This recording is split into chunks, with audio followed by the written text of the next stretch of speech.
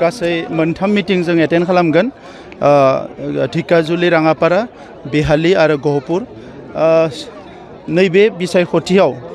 NDA नि जायफोर बिजाथि बिथांमोना जोबोद भटआव देरहागोन मानोना प्राइम मिनिस्टार नरेन्द्र मोदी बिथाङा थामथि खेबनि थाखाय प्राइम मिनिस्टार जानो थांगासिनो दङ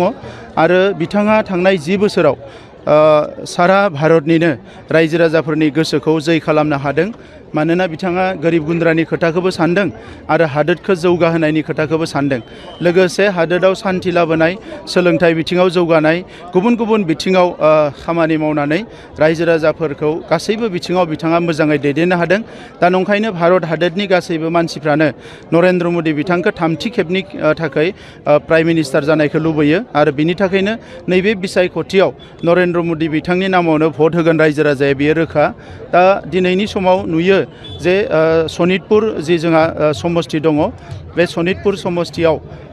जि जोंनि बिजाथि रन्जित दत्त बिथाङा गोबां भटआव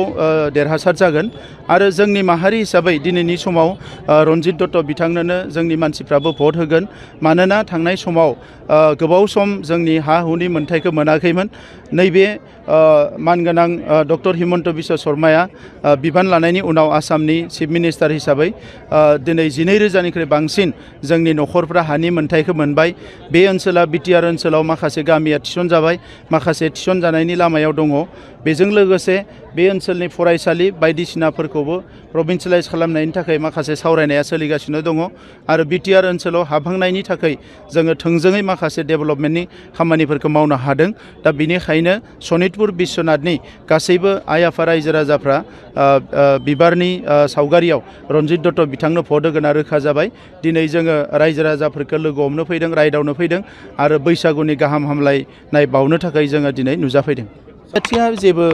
भेलु गैया बियो बे सोरबा देउरि होननाय सासे आंजां मानसिखौ होदो होननाय खोनादों दा बे मानसिखौथ' रावबो सिनायानोखा आरो दिनैनि समाव बेवहायथ'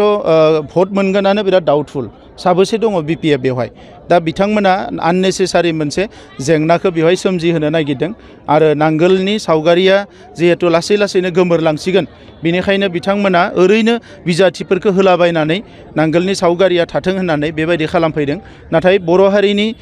जि जेंनाफोर बिथांमोना जेला पावाराव दङमोन 3 गाहाम मन्त्रि दङमोन बै समाव बिथांमोना जेंनाफोरखौ सुस्रांनो हायाखै आरो दिनैनि समाव माबा मोनसे जेंना सुस्रांनायनि बाथ्रायाथ' फैयानो बिथांमोना जेबो खामानि मावनो हानाय नङा ओंखायनो जोंनि भटखौ जाहाथे आद्रि खालामा आं बेखौ खावलायो